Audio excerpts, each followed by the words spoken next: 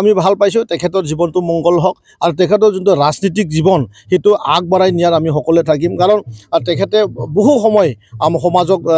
বিভিন্ন এংগলেদি সহায় কৰি আহি আছে আৰু আগন্তুক দিনতো তেখেতক মই শুভেচ্ছা জ্ঞাপন কৰিছোঁ আমাৰ দলত আহি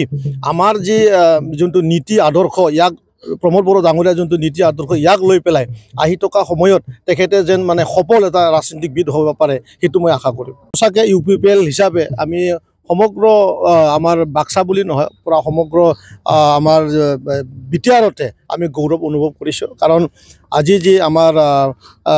এসময়ত ছাত্ৰ নেতা আমাৰ হৰিকৃষ্ণ পাঠক ডাঙৰীয়াই আজি UPPL দলত যোগদান কৰিছে আৰু সেইটো আজিৰ কথা নহয় আজিৰ পৰা তেখেতে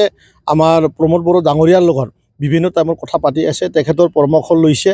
আৰু আমি এতিয়া মিলিজুলি আমাৰ সেই মচলপুৰ অঞ্চলটো বা আমি মচলপুৰ সমষ্টি দিহিৰা সমষ্টি আমাৰ যি 4টা আমাৰ ব্লক আছে সেই ব্লকত আমি আমাৰ UPPLটো 4টাৰ ভিতৰত 4টা কেনেকুৱাকৈ আমি অহা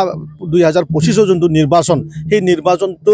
জয় কৰিব পাৰোঁ তাৰ কাৰণে আমি মিলিজুলি কাম কৰিম এগৰাকী যুৱ ৰাজনীতিবিদ পালে আজি কেনেকুৱা লাগিছে মনটো আমি ভাল পাইছোঁ তেখেতৰ জীৱনটো মংগল হওক আৰু তেখেতৰ যোনটো ৰাজনীতিক জীৱন সেইটো আগবঢ়াই নিয়াৰ আমি সকলোৱে থাকিম কাৰণ তেখেতে বহু সময় আমাৰ সমাজক বিভিন্ন এংগলেদি সহায় কৰি আহি আছে আৰু আগন্তুক দিনতো তেখেতক মই শুভেচ্ছা জ্ঞাপন কৰিছোঁ আমাৰ দলত আহি আমাৰ যি যোনটো নীতি আদৰ্শ ইয়াক প্ৰমোদ বড়ো ডাঙৰীয়া যোনটো নীতি আদৰ্শ ইয়াক লৈ পেলাই আহি থকা সময়ত তেখেতে যেন মানে সফল এটা ৰাজনীতিবিদ হ'ব পাৰে সেইটো মই আশা কৰিম